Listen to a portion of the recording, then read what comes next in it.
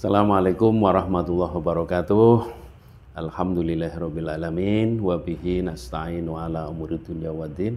Salatu wassalamu ala asrafil anbiya'i wal mursalin.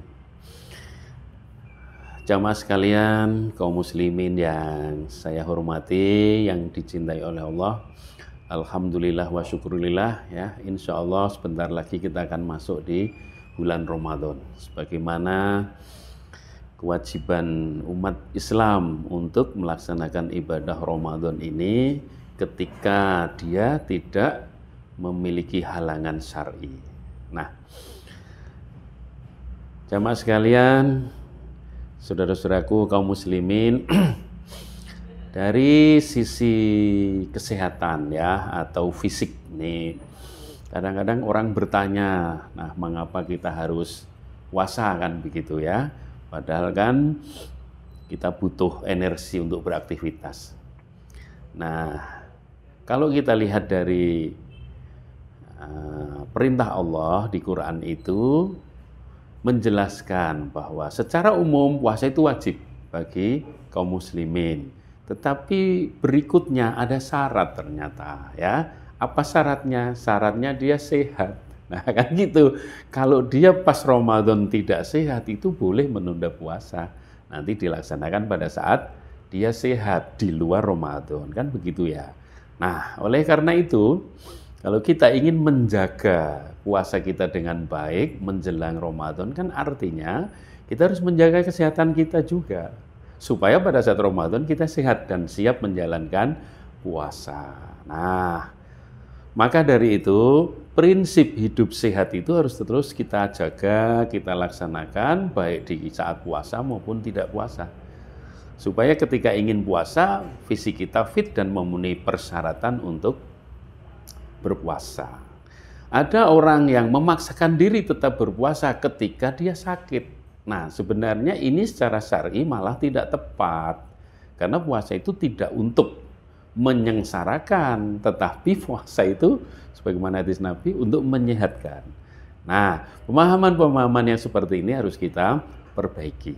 Jadi, mari kita jaga fisik kita supaya tetap sehat sehingga pada saat Ramadan kita bisa menjalankan kewajiban dengan baik. Nah, bagaimana kira-kira caranya? Yang nomor satu, tentu menjaga pola hidup sehat. Jadi perilaku-perilaku sehat itu kita jaga betul, ya. Apa diantaranya? Ya nomor satu dulu yang kita sebutkan adalah merokok. Nah, ini memang kontroversi ya. Bagi yang ahli hisab itu sulit meninggalkan. Maksudnya ahli hisab itu ahli menghisap. Gitu.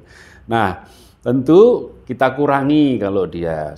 Sebab memang itu terbukti banyak mengganggu kesehatan. Jadi rokok kalau bisa dihilangkan, kalau tidak bisa dikurangi atau diminimalkan. Yang kedua adalah pola hidup, cara hidup. Misalnya tubuh itu butuh istirahat, maka istirahat kita harus cukup, tidur kita harus cukup, ya kan? Kemudian pola hidup kita juga harus sehat, ya. Misalnya siang itu untuk aktivitas, malam untuk istirahat, misal begitu. Ya kan? Kan ada banyak yang siang untuk aktivitas, malamnya untuk begadang. Nah, fisiknya jadi turun. Nah, tapi bagaimana dengan yang kerjanya malam? Ya tentunya kita harus mengganti waktu istirahat kita pada pagi atau siang. Jadi prosentase istirahatnya tetap harus kita perhatikan.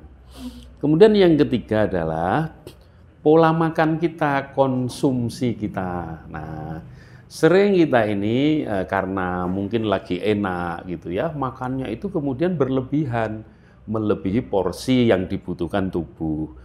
Nah itu tentu akan membuat makanan-makanan itu jadi menumpuk ya, ketika tubuh itu belum memerlukan ya menumpuk. Sehingga kemudian mungkin akan menjadi gemuk dan seterusnya. Nah ini ternyata kan malah tidak sehat. Jadi makan tuh sebagaimana perintah Nabi sajalah ya. Jadi makanlah kalau kamu belum terlalu lapar dan berhentilah ketika kamu belum kenyang atau terlalu kenyang. Artinya seperlunya. Jadi kalau ngambil makan ya seperlunya. Jadi itu yang intinya itu gitu. Jadi pola hidup sehat, kebiasaan hidup sehat kan begitu ya. Nah, kemudian perhatikan betul fisik kita, karena fisik kita itu memiliki hak atas diri kita. Nah, insya Allah dengan begitu ketika puasa datang kita akan siap menjalankan ibadah dengan baik. Nah, demikian pula ketika nanti puasa kita menjalankan juga tetap menjaga pola hidup sehat itu. Jangan lupa, sering kita puasa itu justru porsi makan kita berlebih ya. Ini problem gitu ya. Yang biasanya hanya teh manis gitu, ketika malam ini enggak, teh ya masuk, kolak masuk ya, es teler masuk. Nah, semuanya snack-snack masuk. Nah, ini tidak benar.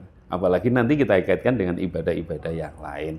Jadi puasa itu harus kita maknai sebagai ibadah yang harus diperhatikan dengan baik karena manfaatnya besar ya. Bukan puasa adalah waktu untuk merubah jam makan atau menambah makan. Nah, ini problem ya. Sering ibu-ibu mengeluh justru pas puasa itu belanjanya lebih tinggi.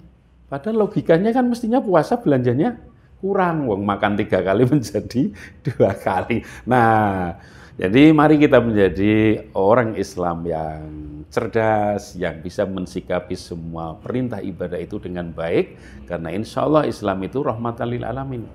Artinya tidak ada yang akan membuat kita sengsara dengan ibadah-ibadah puasa, termasuk ibadah Islam termasuk puasa ya. Dan sekali lagi, puasa itu diwajibkan untuk orang yang sehat, artinya memenuhi persyaratan untuk puasa ya. Ketika sedang beraktivitas berat, menyusui atau sakit ya, atau sedang dalam perjalanan, itu mendapatkan keringanan untuk tidak berpuasa pada kondisi itu ya. Tentu indikatornya adalah kejujuran kita saat puasa itu, apakah memang kita sehat atau tidak.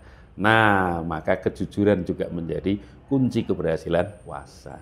Jadi saya kira seperti itu, mari kita sambut puasa ini dengan sukacita, karena puasa adalah pembinaan bulanan dari Allah Subhanahu wa Ta'ala. Ibaratnya vaksin itu, puasa itu adalah vaksin untuk kita. Dengan dimasukkan berbagai macam hal ya, maka kita akan tahan dengan hal-hal buruk itu. Nah, kalau kemudian setiap Ramadan harus puasa, anggap saja itu vaksin booster, vaksin ulangan. Nah, jadi dengan adanya pembinaan melalui ibadah, sholat itu pembinaan harian, puasa adalah pembinaan tahunan, maka insya Allah kita akan terjaga menjadi orang yang sehat, beriman, dan soleh. Amin. Terima kasih. Assalamualaikum warahmatullahi wabarakatuh.